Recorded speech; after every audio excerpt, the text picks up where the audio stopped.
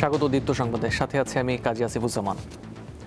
ষষ্ঠ দিনে গড়ালো ইরানের বিরুদ্ধে যুক্তরাষ্ট্র ও ইসরায়েলের আগ্রাসন।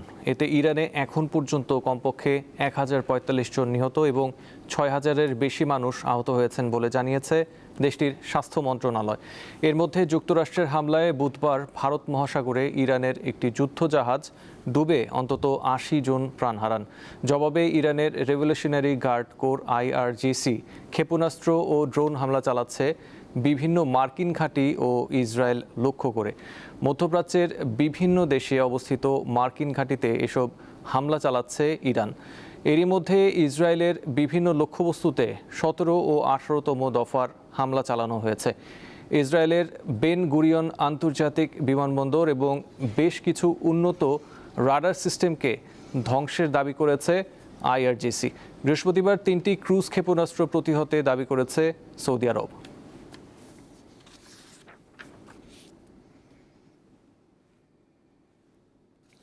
বাংলাদেশ ও যুক্তরাষ্ট্রের মধ্যে স্বাক্ষরিত বাণিজ্য চুক্তি সংশোধনের সুযোগ আছে বলে জানিয়েছেন বাণিজ্যমন্ত্রী খন্দকার আব্দুল মুক্তাদির। এদিকে মধ্যপ্রাচ্যের চলমান সংঘাতে দেশে নিরবিচ্ছিন্ন জ্বালানি সরবরাহ নিয়ে শঙ্কার কথা জানিয়েছেন জ্বালানি মন্ত্রী ইকবাল হাসান মাহমুদ টুকু। বুধবার সকাল 9:30টার দিকে প্রধানমন্ত্রী সচিবালয়ে গিয়ে বেশ কয়েকটি গুরুত্বপূর্ণ বৈঠকে অংশ নেন। আনসার ভিডিপি, বৃক্ষরোপণ সংক্রান্ত সেল ও সুস্বাস্থ্যের জন্য বাংলাদেশ সংক্রান্ত সেলের সাথে সভা করেন তিনি।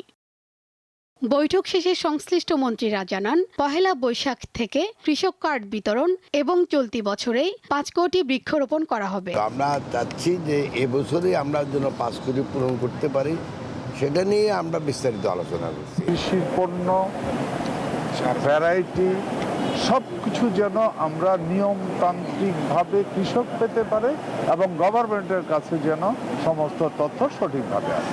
বাণিজ্য মন্ত্রণালয়ে যুক্তরাষ্ট্রের দক্ষিণ ও মধ্য এশিয়া বিষয়ক সহকারী পররাষ্ট্রমন্ত্রী পল কাপুর বৈঠক করেন বাণিজ্যমন্ত্রী খন্দকার আব্দুল মুক্তাদিরের সাথে। পরে তিনি জানান, যুক্তরাষ্ট্রের সাথে করা বাণিজ্য চুক্তি অপরিবর্তনীয় নয়, প্রয়োজনে সংযোজন বা বিয়োজন করা যাবে।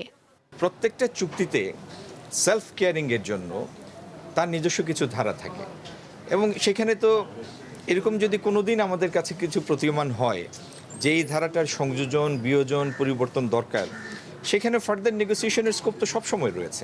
মধ্যপ্রাচ্যে যুদ্ধ পরিস্থিতির কারণে জ্বালানি সরবরাহের অনিশ্চয়তা সামাল দিতে সরকার জ্বালানি সাশ্রয়ে জোর দিচ্ছে বলে জানান বিদ্যুৎ মন্ত্রী। এটা তো সারা পৃথিবীর সমস্যা হয়ে গেছে। আমার হাতে যা আছে সেটাকে সাশ্রয়ীভাবে ব্যয় করতে হবে যতক্ষণ পর্যন্ত আমার সাপ্লাই লাইন ঠিক না হবে। বর্তমান পরিস্থিতিতে জ্বালানি সরবরাহ নিয়ে যুক্তরাষ্ট্রের কাছে সহায়তা চাওয়া হয়েছে বলেও জানান তিনি। শিউলি শবনম, দীপ্ত সংবাদ, ঢাকা। ঈদে বাড়তি মানুষের চাপ সামলাতে প্রস্তুতি শুরু করেছে রেলওয়ে কর্তৃপক্ষ। এর অংশ হিসেবে সৈয়দপুর রেলওয়ে কারখানায় চলছে পুরাতন কোচ মেরামতের কাজ। নির্ধারিত সময়ের মধ্যে 100টি স্পেশাল কোচ ট্রাফিক ডিভিশনে হস্তান্তর করা হবে বলে জানিয়েছে সৈয়দপুর রেলওয়ে কারখানা কর্তৃপক্ষ। ঈদে মানুষের ঘরে ফেরা নিশ্চিত করতে প্রতি বছর বাড়তি চাপ সামাল দিতে হয় রেলওয়ে কর্তৃপক্ষকে। এই জন্য ঈদের আগে 100টি স্পেশাল কোচ যুক্ত করার উদ্যোগ নেওয়া হয়েছে। কোচ মেরামতে ব্যস্ত সময় পার করছে সৈয়দপুর রেলওয়ে কারখানার শ্রমিক কর্মচারীরা। এরই মধ্যে 60টি কোচ পুরোপুরি প্রস্তুত করে ট্রাফিক বিভাগে হস্তান্তর করেছে তারা। বাকি 40টি কোচ মেরামত চলমান রয়েছে। লক্কর-ঝক্কর এসব কোচ মেরামত করে নতুন রূপ দিচ্ছে শ্রমিকরা। পুরাতন চাকা মেশিনে ঘষে করা হচ্ছে সচল। ঈদ ঘনিয়ে আসায় নির্ধারিত সময়ে কোচ প্রস্তুত করতে বাড়তি সময় কাজ করতে হচ্ছে শ্রমিকদের। ঈদ উপলক্ষে অন্যান্য মৌসুমে যে আউটটান হয় তার চেয়ে আমরা বেশি আউটটান দিয়ে থাকি। আমাদের সৈয়দপুর রেলওয়েতে কর্মী স্বল্পতা রয়েছে। এবারের ঈদ উল ফিতরের ঘরমুখী মানুষের যাত্রা ভালো করার জন্য, স্বাচ্ছন্দ্যবোধ করার জন্য আমরা 106টা গাড়িকে 36 দিনে 106টা গাড়ি আমরা টার্গেট নিয়েছি। মাত্র 25% জনবল দিয়েই চলছে কোচ মেরামতের কাজ। তারপরও সময় মতো কোচ প্রস্তুত করা সম্ভব হবে বলে জানান রেলওয়ে কর্মকর্তারা। আপনারা জানেন যে সৈয়দপুর কারখানা প্রতি বছরই ঈদে অত্যাধিক কাজ করে থাকে, অর্থাৎ আমাদের 100টি কোচ এবারে আউটটানের লক্ষ্যমাত্রা রয়েছে। আমরা সেই লক্ষ্যে কাজ করছি প্রায় দ্বিগুণ লোড নিয়ে আমরা কাজ করছি। আমাদের শ্রমিকরা অত্যাধিক পরিশ্রম করছে, শ্রমিক সংখ্যা কম। আসন্ন ঈদ উল ফিতর উপলক্ষে আমরা 100টি কোচ আউটটার্ন দেওয়ার প্রোগ্রাম হাতে নিয়েছি, যার মধ্যে 60টি কোচ ইতিমধ্যে বের হয়ে গিয়েছে, বাকি 40টি কোচ আমাদের প্রক্রিয়াধীন আছে বের হওয়ার। আশা করি যথাসময়ে আমরা এগুলো কোচ ট্রেন বহরে যোগ করতে পারবো। কোচ মেরামতের কাজ শেষ করতে শ্রমিকদের ছুটি বাতিল করার কথাও জানান তিনি। সঞ্জিদা স্নিগ্ধা, দীপ্ত, বার্তাকক্ষ।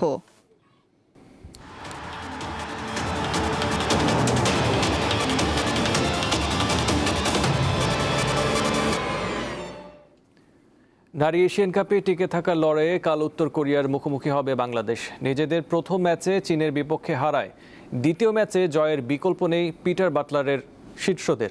মূল একাদশে বেশ কিছু পরিবর্তন নিয়ে শেষ পর্যন্ত লড়াইয়ের বার্তা লাল সবুজদের। লক্ষ্যটা যখন টিকে থাকার, মনের জেতেটাও বেশি। এএফসি এশিয়ান কাপে প্রথমবার খেলতে নেমে মন জয় করে নিয়েছে ঋতুপর্ণা আনিকারা। বাকি এখন পয়েন্টের। কিন্তু বাস্তবতাও যে বেশ কঠিন তা আবারও মনে করিয়ে দিলেন কোচ। গোল করার চেয়ে তা আটকানোটাই মূল চ্যালেঞ্জ।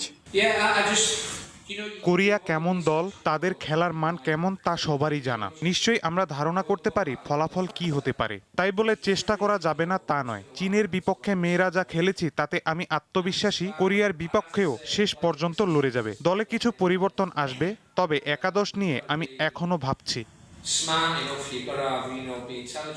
র্যাঙ্কিংয়ে বাংলাদেশের চেয়ে ঢের এগিয়ে উত্তর কোরিয়া। এ নিয়ে তারা অংশ নিচ্ছে 11 বার। আসরে 3 বারের চ্যাম্পিয়নদের লক্ষ্য আগেভাগেই গ্রুপ সেরা হয়ে দ্বিতীয় পর্বে খেলা। উজবেকিস্তানের বিপক্ষে জয়ের পরই তাদের নিয়ে পরিকল্পনা শুরু হয় আমাদের। বি গ্রুপে থাকা বাকি 3 দলের চেয়ে বাংলাদেশ ভিন্ন দল। ড্র করলেই হবে, তবে আমাদের লক্ষ্য গোলের সংখ্যা বাড়ানো।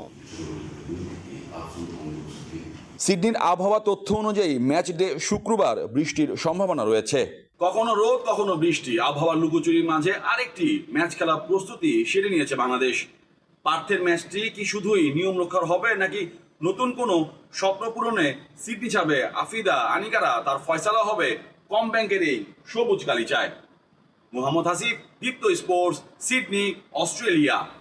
এই ছিল দীপ্ত সংবাদে। পরবর্তী সংবাদ 12টায় দেখার আমন্ত্রণ রইল। এছাড়া আরও তথ্য বিনোদনের জন্য চোখ রাখুন দীপ্ত টিভির ডিজিটাল প্ল্যাটফর্মগুলোতে। ধন্যবাদ।